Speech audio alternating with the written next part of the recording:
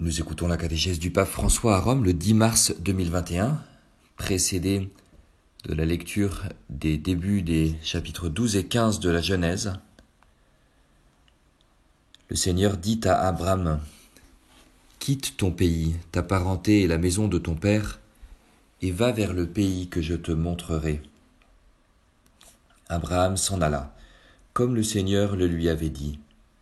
Puis le Seigneur lui dit : « Regarde le ciel et compte les étoiles si tu le peux. » Et il déclara : « Telle sera ta descendance. » Abraham eut foi dans le Seigneur, et le Seigneur estima qu'il était juste. La parole du pape. Cari fratelli e sorelle, buongiorno. Chers frères et sœurs, bonjour.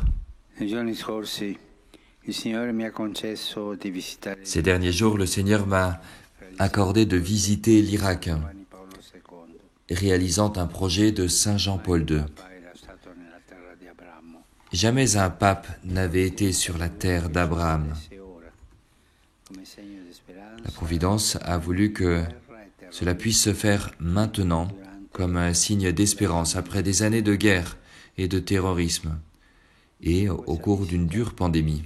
il mio animo è come Après cette visite, mon âme est remplie de gratitude. Dio, Gratitude vis-à-vis de Dieu sa possibile. et de tous ceux qui ont rendu cette visite possible. Repubblica, il governo dell'Iraq, Le président de la République et le gouvernement de l'Irak, insieme les patriarches et les évêques du pays, avec tous les ministres et les fidèles des églises respectives, a partire les autorités religieuses, al-Sistani, con il quale ho avuto un incontro à indimenticabile. partir du grand ayatollah al-Sistani, avec lequel j'ai eu une rencontre inoubliable dans sa résidence à Najaf. Ho sentito forte il senso penitenziale di questo J'ai pellegrinaggio. ressenti fortement le sens pénitentiel de ce pèlerinage.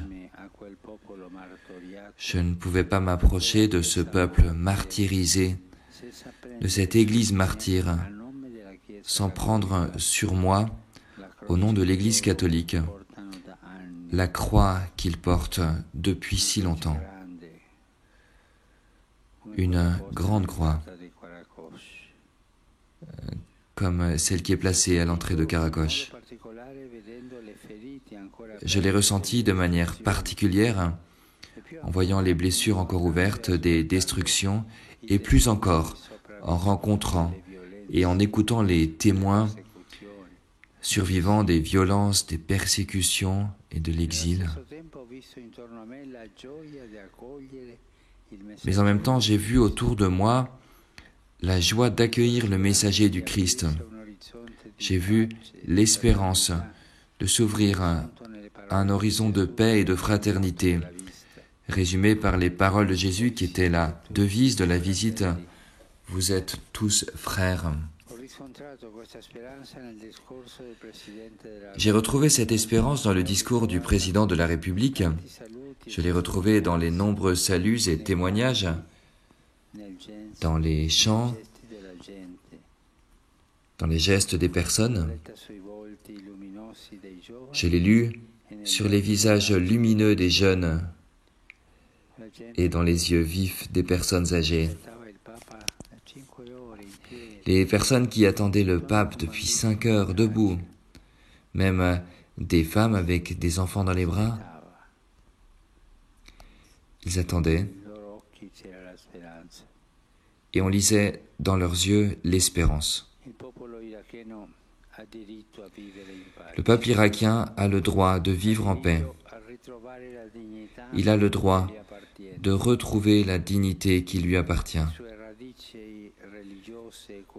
Ses racines religieuses et culturelles sont millénaires.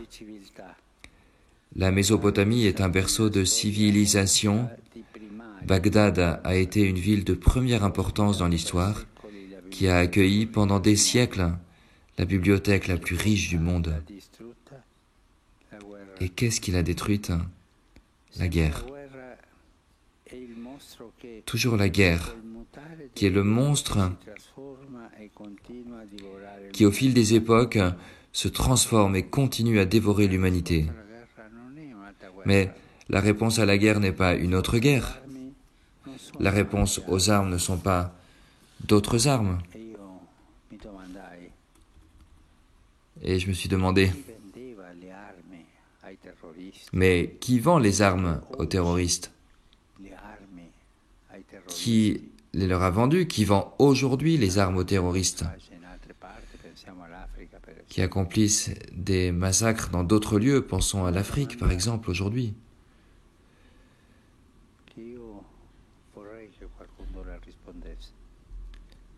C'est une question à laquelle je voudrais que quelqu'un réponde.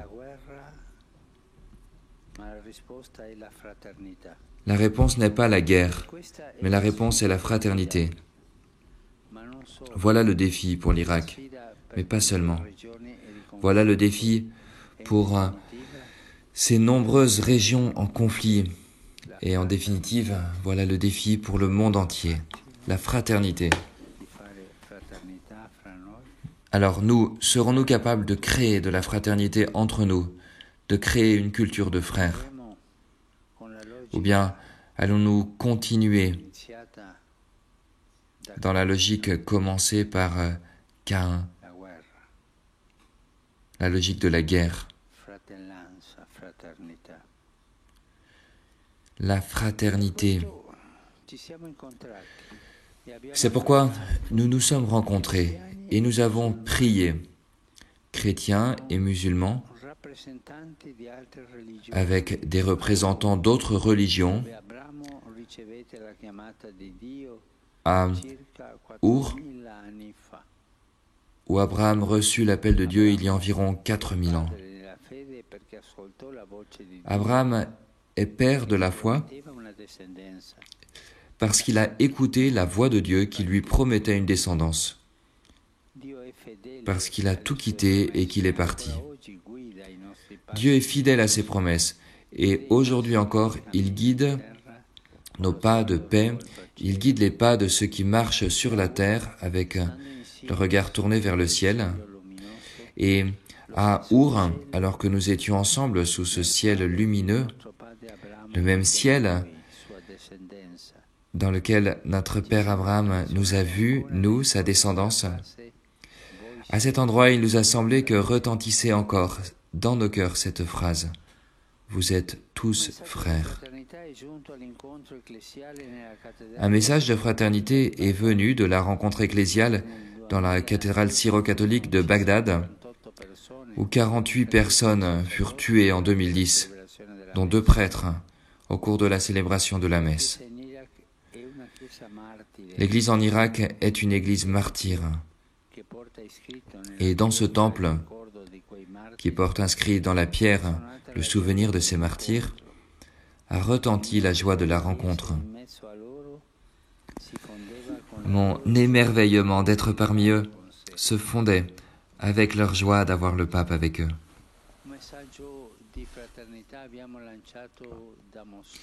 Nous avons aussi lancé un message de fraternité depuis Mossoul et Karakosh, sur le fleuve du Tigre, près des ruines de l'antique Ninive. L'occupation de l'État islamique a causé la fuite de milliers d'habitants, parmi lesquels de nombreux chrétiens de diverses confessions et d'autres minorités persécutées, en particulier les Yézidis. L'antique identité de cette ville a été abîmée. À présent, on cherche avec difficulté à reconstruire. Les musulmans invitent les chrétiens à revenir et ensemble, ils restaurent les églises et les mosquées. La fraternité est là. S'il vous plaît, continuons à prier pour nos frères et sœurs si durement éprouvés, pour qu'ils aient la force de recommencer. Et pensant aux nombreux Irakiens émigrés, je voudrais leur dire, vous avez tout quitté comme Abraham, comme lui, sauvegardez la foi et l'espérance, et soyez des artisans d'amitié et de fraternité là où vous êtes. Et, si vous le pouvez, revenez. Un message de fraternité est venu des 2 célébrations eucharistiques, celle de Bagdad, en rite chaldéen, et celle d'Erbil, ville où j'ai été reçu par le président de la région et par son premier ministre, par les autorités. Je remercie les nombreuses personnes qui sont venues me recevoir. Et j'ai également été reçu par le peuple. L'espérance d'Abraham et de sa descendance s'est réalisée dans le mystère que nous avons célébré en Jésus, le Fils que Dieu le Père n'a pas épargné, mais a donné pour le salut de tous. À travers sa mort et sa résurrection, il nous a ouvert le passage vers la terre promise, vers la vie nouvelle, où les larmes sont séchées, les blessures guéries, les frères réconciliés.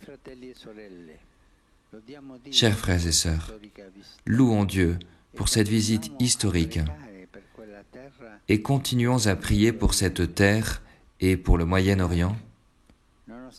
En Irak, malgré le fracas de la destruction et des armes, les palmiers, symbole du pays et de son espérance, ont continué à pousser et à porter du fruit. Il en va de même pour la fraternité. Comme le fruit des palmiers, elle ne fait pas de bruit, mais elle est fructueuse et elle nous fait grandir. Que Dieu, qui est paix, accorde un avenir de fraternité à l'Irak, au Moyen-Orient et au monde entier.